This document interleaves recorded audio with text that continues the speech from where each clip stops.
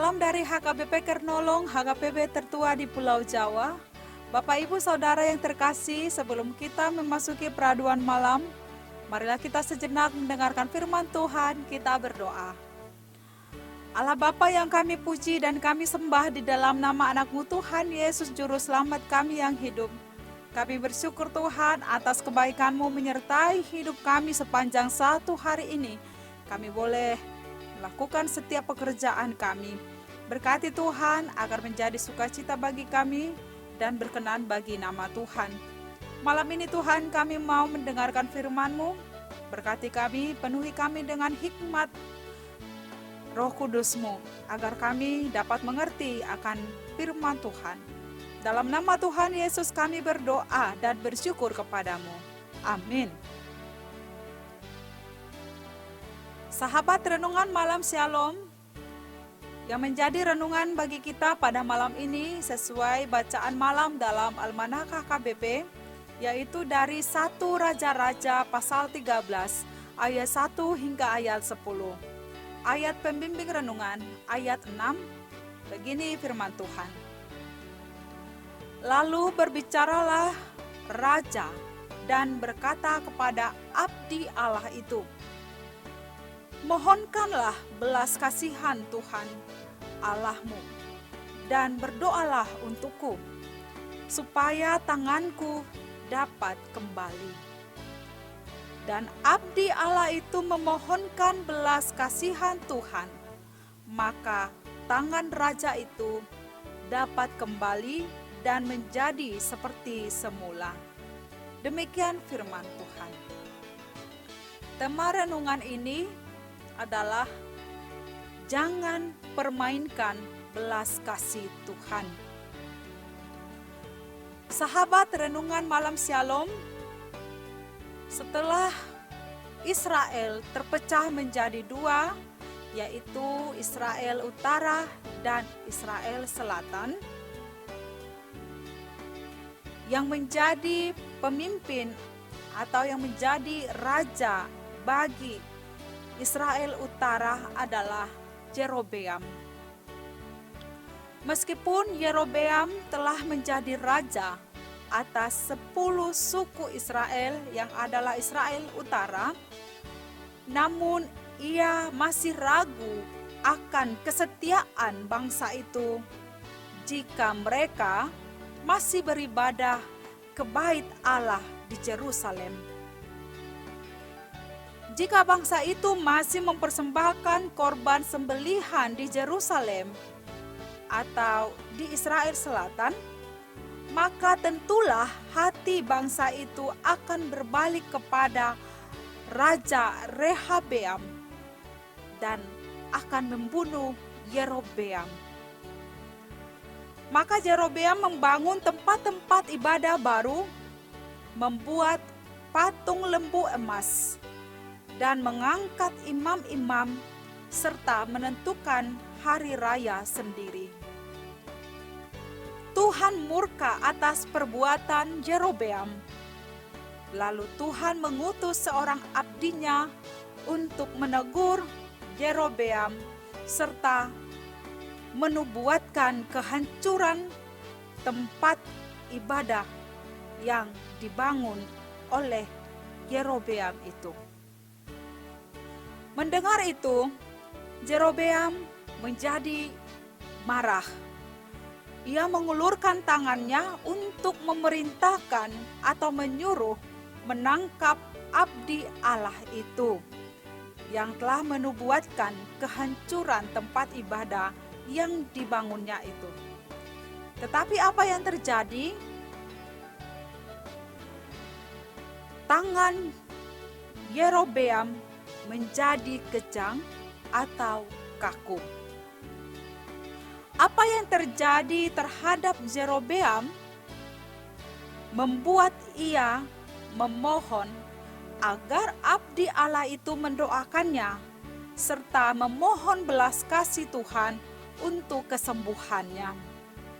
Atas belas kasih Tuhan, Yerobeam menjadi sembuh. Tangannya tidak lagi kejang dan tidak lagi kaku. Akan tetapi tidak berapa lama Yerobeam bukannya bertobat, ia malah membuat patung-patung berhala untuk disembah oleh rakyatnya.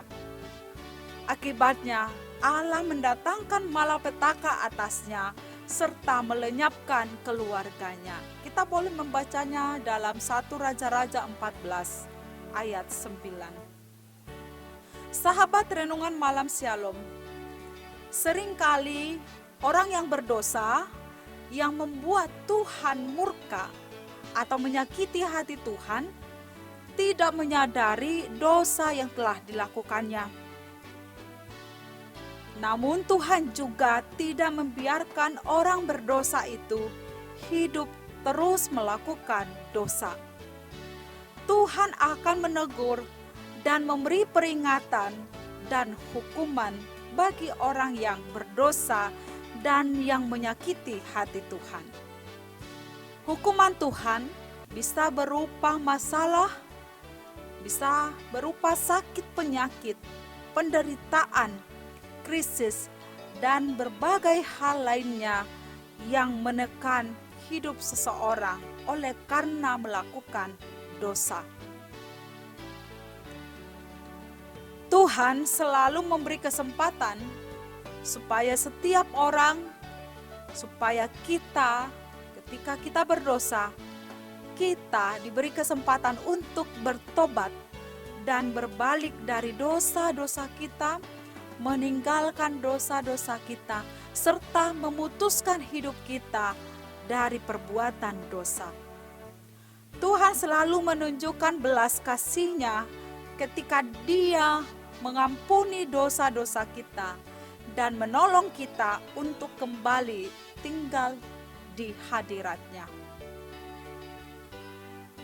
Akan tetapi, ketika kesempatan yang diberikan Tuhan itu tidak dihargai, maka belas kasih Tuhan itu akan jauh daripada kita, daripada orang yang telah menolak dan tidak menghargai kesempatan untuk bertobat itu. Kita harus menghargai belas kasih Tuhan dalam kehidupan kita.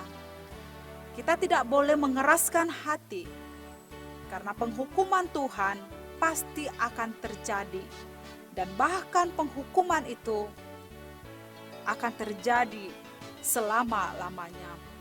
Maka jangan permainkan kesabaran Tuhan, jangan permainkan kesempatan belas kasih Tuhan. Jangan tunggu hukuman Tuhan datang terlebih dahulu, baru kita mau bertobat. Sebelum hukuman Tuhan itu terjadi, mari kita menghargai kesempatan, menghargai belas kasih Tuhan. Bila saat ini kita harus menghadapi hukuman dari Tuhan, waktu untuk bertobat adalah sekarang, saat ini, bukan esok atau lusa. Bertobat, berbaliklah kepada Tuhan sejak saat ini. Jika tidak ingin mengalami hukuman dari Tuhan, hiduplah dengan taat dan jangan berbuat dosa lagi. Amin, mari kita berdoa.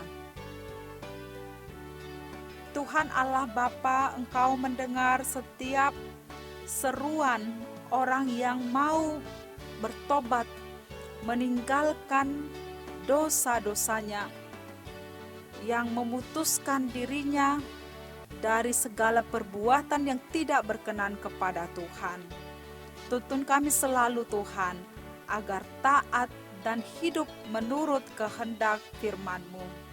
Malam ini Tuhan, kami mau beristirahat, sertai dan jaga kami sepanjang malam ini, dan esok pagi bangunkan kami agar kami dapat menikmati kasih Tuhan yang terus mengalir dalam hidup kami. Bapa di dalam sorga, kami mau serahkan hidup kami sepanjang malam ini. Dalam nama Tuhan Yesus kami berdoa. Amin. Anugerah Tuhan Yesus Kristus, kasih setia Allah Bapa, dan persekutuan dengan Roh Kudus menyertai kita sekarang sampai selama-lamanya. Amin.